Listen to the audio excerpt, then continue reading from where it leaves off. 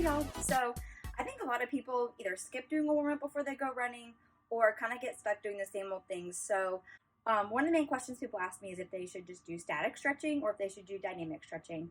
And my answer is if you're about to do an activity that is dynamic, which pretty much is the definition of doing an activity, right? Then you should be moving in a dynamic way when you're doing your warm up. And really, you want to warm up in a way that mimics what you're about to do.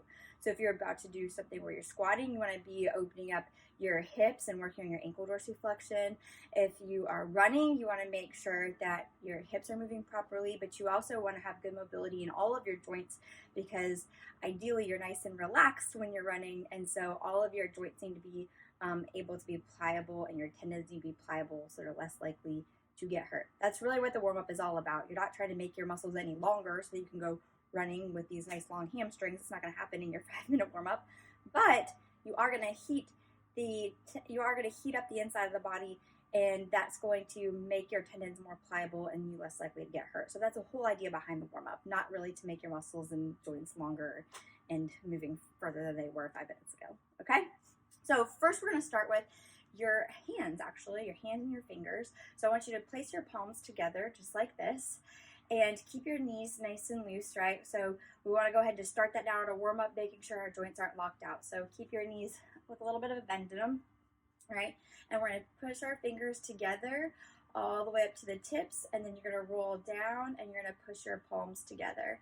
So rolling up towards the fingertips, and then smashing the palms down together. And you can even separate the fingertips a little bit at the top. Really nice and easy. Just like that. Didn't know you use your fingers when you run, right? But you want your wrist to be nice and loose. All right, we don't want to have our fists balled up. All right. Very good. A butterfly elbows going on.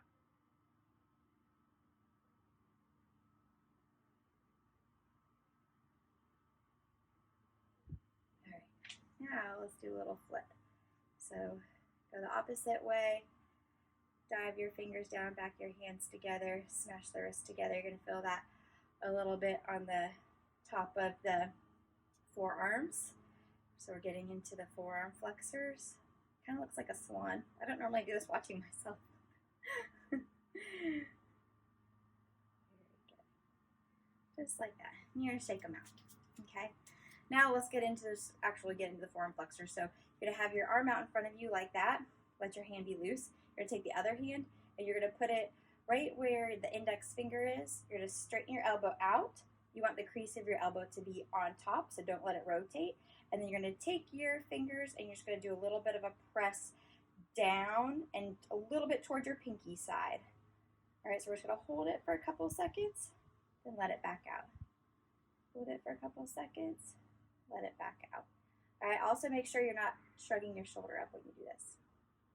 Shoulder stays down and relaxed. Good.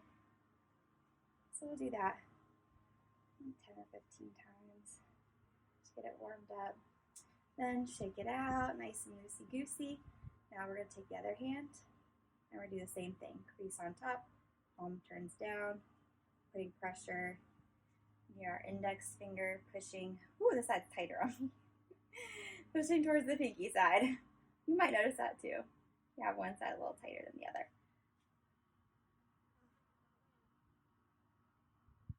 Okay, again, make sure you don't let your shoulder hike up. All right, good, shake it out. All right, next we're gonna move inside part of the forearm. So you're just gonna flip your hand up and then you're gonna pull back like that, and you're going to push a little towards your thumb side. So basically the opposite of what you were doing. I'm kind of getting shoulder hikey. It's a little hard to do without hiking up the shoulders. All right, so we'll do 10 on one side. Then we'll swap. We'll do 10 here on the other side. So you can just hold it for a couple seconds.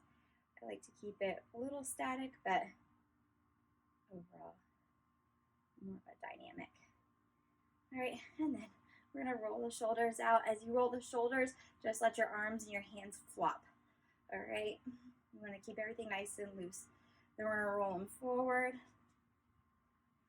10 times like that. Good. Now, interlace your fingers. We're going to go into the shoulders and into the rib cage a little bit. So you're going to stretch up towards the sky, and I want you to think elongating your shoulders, so you're not really trying to make a C. Think up high and then tilt a little bit. Up high and tilt a little bit. So you don't want to lose that long feeling in your spine. We're opening up the rib cage, right? The rib cage is really important. It needs to be nice and mobile when you run because your ribs have to be able to roll up so that your diaphragm can pull down and those lungs can fill up, which means you're breathing. That's a long way to say your ribs help you to breathe. Good. All right, shake them out, shake them out, shake them out. All right, now we're going to get into the hips a little bit. All right, so let's try it this way. We're just going to go down. So you're going to bend your knee in one side and keep the other side straight, and you're going to feel a nice stretch here through the inside of the thighs. All right, these adductor muscles, these muscles here, a lot of times people think that they have tightness or pain in their hamstring, but it's actually these adductor muscles. And if they're tight or they're wound up and they're not necessarily contracting the right way, then they can pull your legs closer to each other when you're running, and you can either knock your knees, or some people have trouble stabilizing on one leg at a time because the adductor is pulling really tight. So we want them to be nice and warmed up. Okay, and as you go along, you'll probably notice that it eases up a little bit, right? So I really felt this behind my knee when we got started, like down in here. And as I'm going along, it's really loosening up. Now, if you turn your toes out a little bit, right? So now what I'm going to do, I'm going to put one leg forward. So I'm just going to turn one leg, and now I'm going to sink my hips back, bending into this leg. And now I'm going to get into the hamstring, right? So we just swapped. See, just a little tiny turn, and we move from one muscle to the other. All right, I'm keeping my back up. I'm keeping my back straight, if you notice, right? I'm just bending into this. I'm hinging at the hips. That's all you need to do to get that hamstring. Do 10 on one side. Now I'm going to bend into this leg. I've got the other leg straight, toes pointed forward.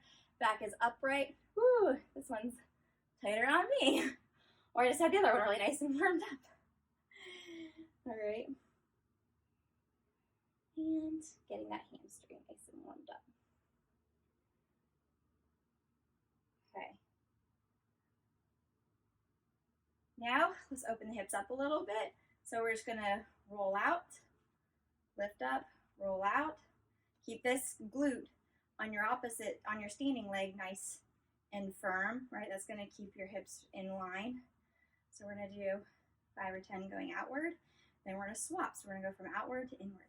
And if you notice, this also is gonna work on your balance, which is very important while you run. So when you're running, at some point in time, you always only have one foot on the ground, or you're in the air. All right, we're gonna swap sides. Out. I guess I kind of did the opposite though. This way. That's all right. Hold to the side. And when I'm using my hand actually to sort of pull up a little bit higher, because I'm really trying to get that full range of motion in the hip. All right. So 5 or 10 one way, and then open up 5 or 10 the other way. This arm's just used for balance, but if you have trouble balancing, you can use your free hand and hold on to a wall or column or something, lamppost, wherever you're running. Okay, so we've got the hips nice and warmed up. All right, now we're gonna do one for your quad, but also is good for balance. Also gets your hamstrings a really good stretch. So you're gonna pick one foot up, and you're gonna hold your ankle in your hand. The other leg, you don't wanna have it all the way stick straight. Keep a little bend in it. You wanna have a little bit of bend the whole entire time, right? You're going to reach with your free hand all the way down as far as you can reach. If you can go to the floor, go to the floor. And then you're gonna stand it back up. I cheated, I used the wall to come back up. That's okay, it's not cheating, it's still a stretch. All right, you're gonna reach back down. And you're gonna notice as you go down, you're gonna feel it in the back of your leg. And if you draw your hip back more on the leg that you're holding, you're gonna feel it even more in your quad. So okay, back up, and then we're gonna switch, okay? So take one leg, keep the standing leg nice and loose, right? That's like our pose, and you're gonna reach towards the ground, and as I touch, I got my hamstring on the right, and I really feel it in my quad on the left. So my right quad might not have been very tight, but apparently my left one is.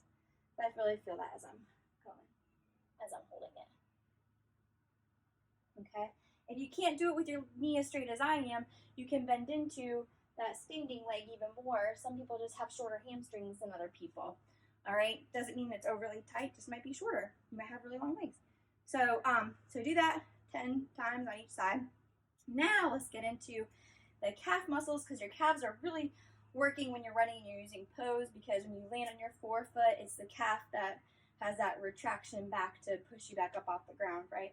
So we want to make sure that they're nice and loose. So up here on the wall, you're going to have one leg back and the other knee is going to be bent.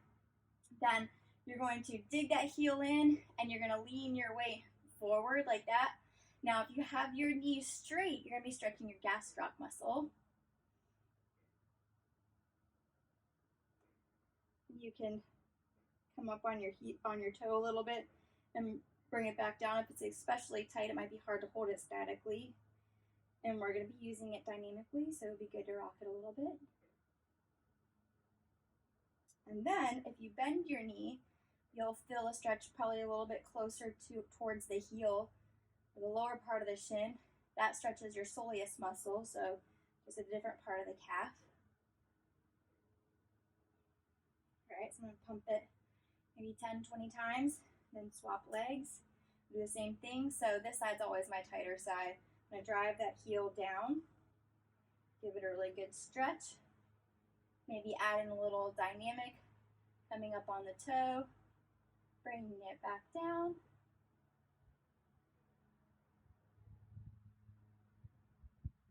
Then we want to get into the soleus, which is really tight on me. That's why it looks like I'm not even moving at all, but just because it's really tight. Wound up like a guitar string. All right, so I'm just going to bend and straighten my knee back and forth to get that soleus muscle.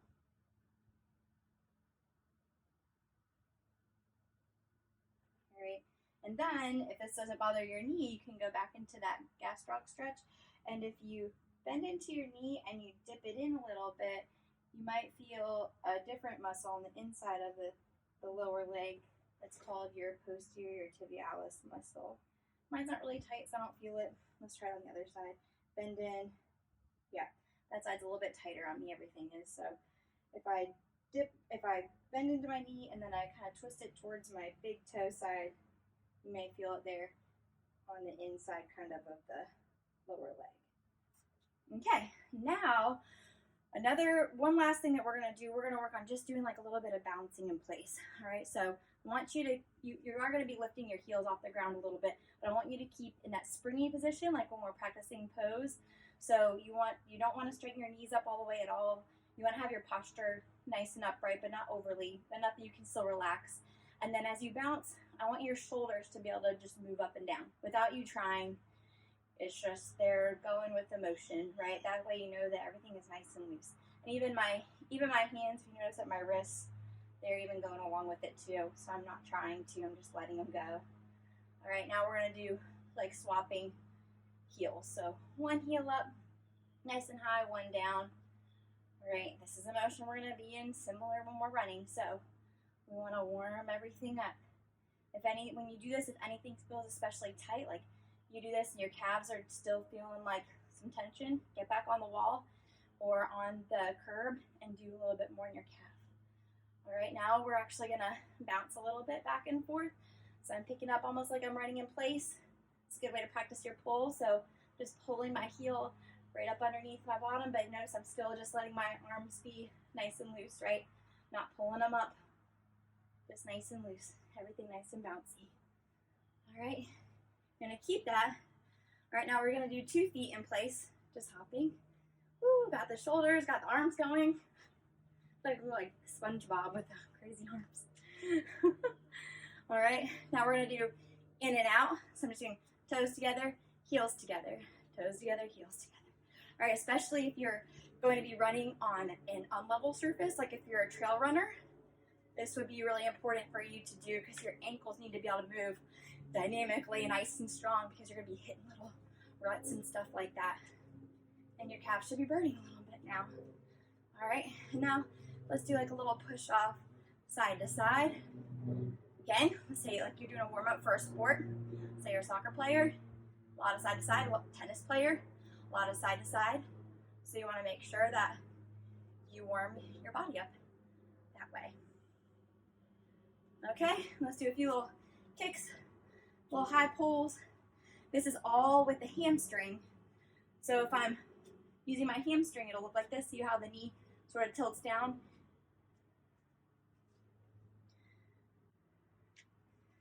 If the knee tilts down, that's more hamstring. If I use my hip flexor, see how the knee comes above the hip? So not that. If you want to make sure you're using the right muscle, there's a pull with the hamstring. All right, a few little quick hops, and then you're ready to run.